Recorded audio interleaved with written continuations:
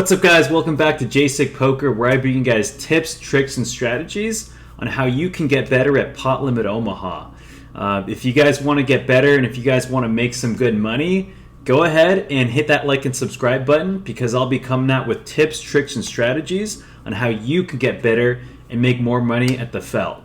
So let's get into it. Today I'm going to go over the key differences between Pot Limit Omaha and No Limit Holdem.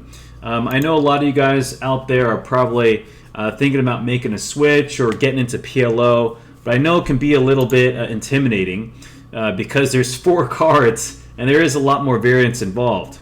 But it's a great game. I personally made a lot of money doing it. I've been playing it for the last, probably 10 years. I stopped playing Holdem mainly around that time. But you know, the biggest differences between Pot Limit Omaha and No Limit Holdem include the following. Number one, number of hole cards, right? So each player in Pot Limit Omaha is dealt 4 cards. No Limit Holdem, each player is dealt 2 hole cards.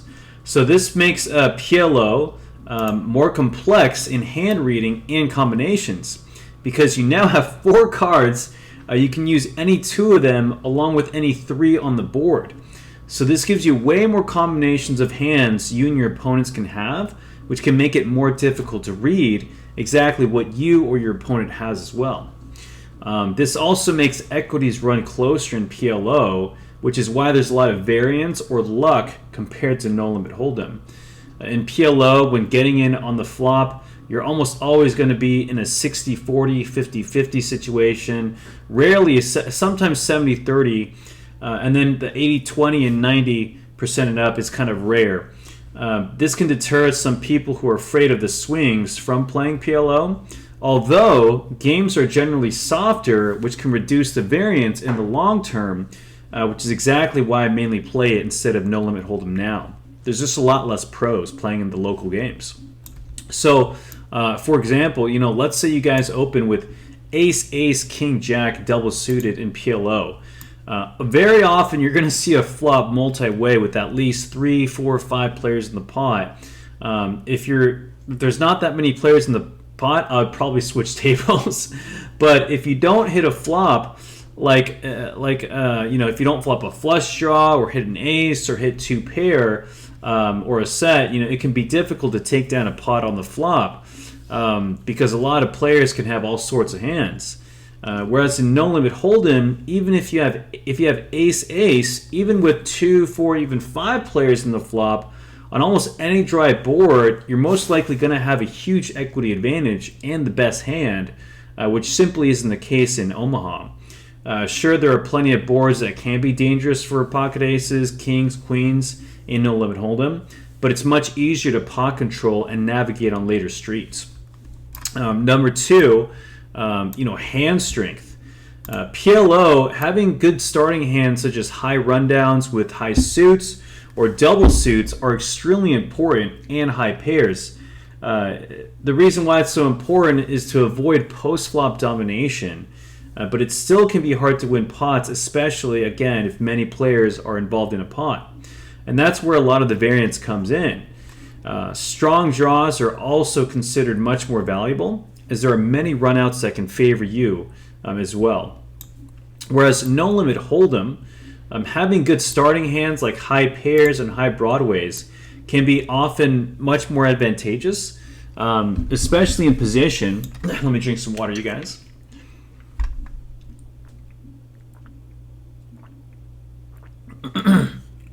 Because there are a lot less combos of hands that can beat you depending on how tight or loose the table is. If you have pocket jacks through aces in No Limit Holdem, or even ace king, ace queen, ace 10, ace jack versus dominated hands, the odds of you winning are much higher than PLO, as the odds of your opponent hitting a pair is much less likely than in PLO, especially if you're heads up.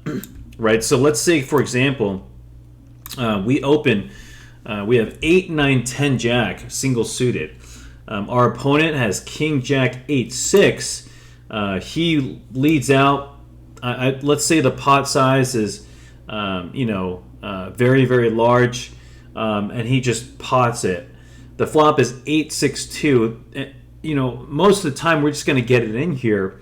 You're going to be flipping because we still have a lot of outs to hit a higher 2 pair, a straight, a backdoor flush draw.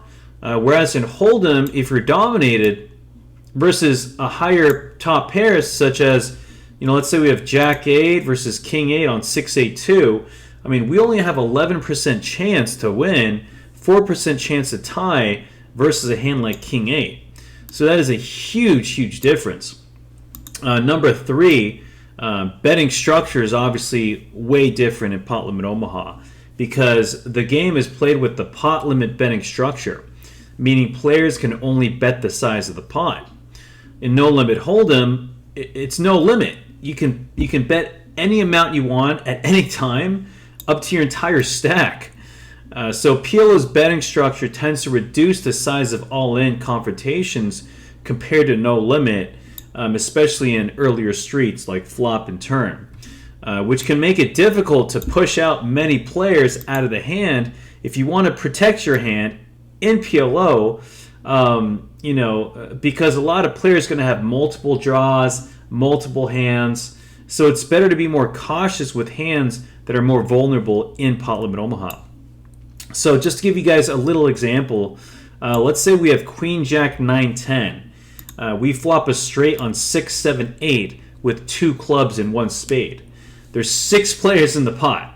All right, so imagine there's still so many turns and rivers that can cause us to no longer have the nuts. So it's actually better to play a straight in this scenario much more cautiously. I would usually play this as a check, like a check jam, check call, especially because we only, you know, can bet the size of the pot. If a bunch of people call, I mean, the turn could be a king of clubs, river can be 8 of diamonds, and all of a sudden, you know, we have no idea where we're at, right? Whereas in No Limit Holdem, let's say we have 9-10 on 6-7-8. We can still play cautiously, sure, and we can trap, but there's a lot less of a chance someone makes a boat on the turn or even hits a flush. The reason I say that is because they can have a lot more hands to continue on this board, like ace 8, top pairs, middle pairs with straight draws, lower 2 pairs, random overs with straight draws with the club. Whereas in Pot Limit Omaha, those hands are most likely not going to continue. Plus, in No Limit Holdem, players tend to play much more cautiously. You know, let's say they do have 2 pair. They'll most likely check the turn on this board, you know, because they're afraid of what you can have. Right? So that's a huge difference. Number 4, drawing and equity. So in PLO, players often have more outs due to the extra cards, making drawing hands like flushes, straights more valuable. Equity between hands run closer, so players are less likely to dominate each other as well. Whereas in No Limit, drawing hands are more important. I mean, they're important, but dominant hands can have much larger equity advantages. This is one of the biggest differences between Holdem and PLO. In Holdem, you can easily win by dominating your opponent's top pair like we discussed. If you have a flush, straight, you're most likely going to win. Whereas in PLO, there's way more cards that can complete either player's hand. So for example, let's say we raise with Queen Jack of clubs in No Limit Holdem. We get 2 callers pre-flop. And these players, let's say they have kind of weakish ranges, right, or medium. The flop comes 2-3-8, 2 clubs. So we have 2 overs, you know, backdoor possible straight draw, and a flush draw. So in this case, there's a much higher chance we dominate a lot of other hands, like 5-4 straight, or we could flush draws. We can even possibly be ahead, like pairs, like 8-9, ace-3. We can be ahead versus hands like ace-4, ace-5. Whereas in PLO, if you have Queen, Jack, 9-10, you get 4 or 5 callers, and the flop comes 8-2-3 of clubs. I mean, yeah, sure, we got a bunch of overs. We got a decent hand if it's heads up. But versus 4 or 5 callers, I mean, someone can easily have a nut flush, a king high flush, a set, a two pair, it's much less likely you dominate any hand here or have much of an equity advantage. We might even be, dominated because there's a much higher chance someone has higher clubs or even hands like sets, two pairs, and things of that nature. So it's a lot more important to play cautiously if we're not really nutted or going for the nut draw in PLO. Number 5, strategy is a lot different, as I discussed, when it comes to post-flop. So PLO requires more caution, as having a strong pre-flop hand, just because you have pocket aces or kings or queens doesn't mean you'll win. Post-flop play is much more important because hands can change dramatically. There's so much more variance when it comes to hitting hands in PLO. Whereas in No Limit Hold'em, starting hand strength plays a larger role, and players are often more aggressive pre-flop. There's a lot of hands. Gotta crack my neck, guys. I need to stretch. But yeah, in No Limit Hold'em, there's a lot of hands in PLO.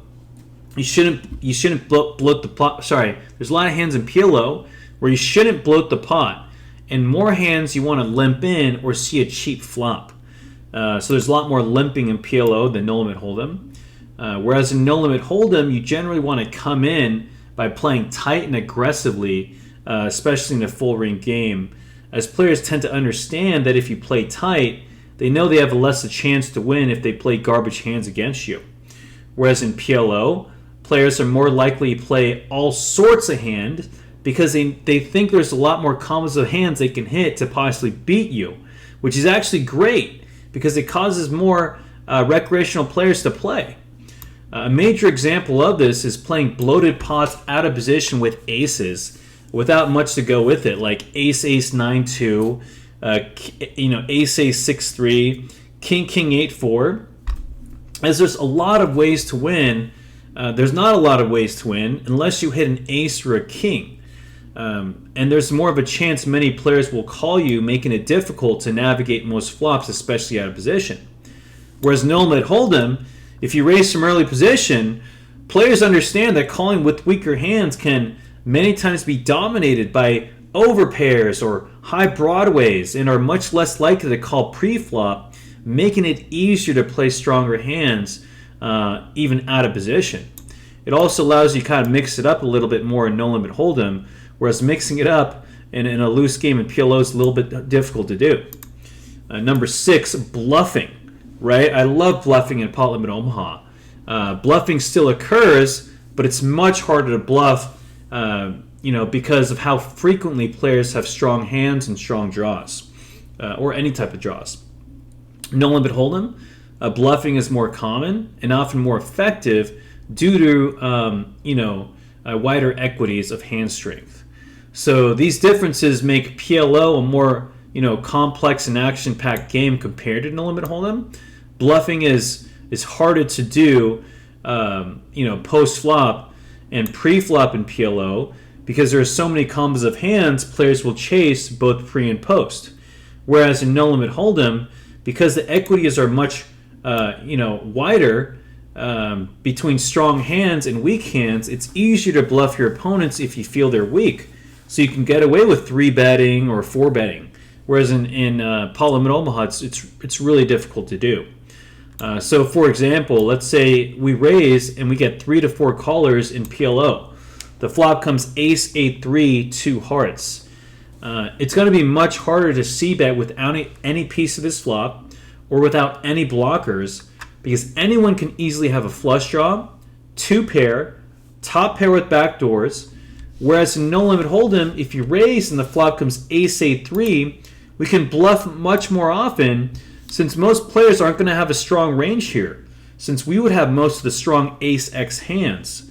So those are the 6 key differences between Pot Limit Omaha and No Limit Hold'em.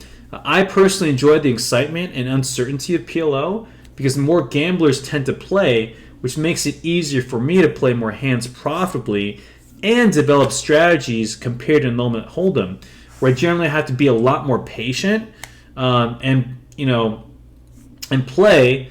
Give me one second here. Yeah, I got to be a lot more patient in No Limit Hold'em as a lot of players these days have a pretty good, decent grasp of the game, even players that aren't very good. So, but, you know, what are your guys' thoughts? Do you guys enjoy playing PLO or No Limit Hold'em? I assume a lot of you guys are already playing PLO if you're watching my YouTube. But let me know in the comment section what you guys like about Hold'em, what you guys about like PLO, and vice versa, what you don't like about Hold'em, what you don't like about PLO. All right, and also let me know of your guys' results as well in both games. So let me know in the comment section. Until the next video, peace out, you guys.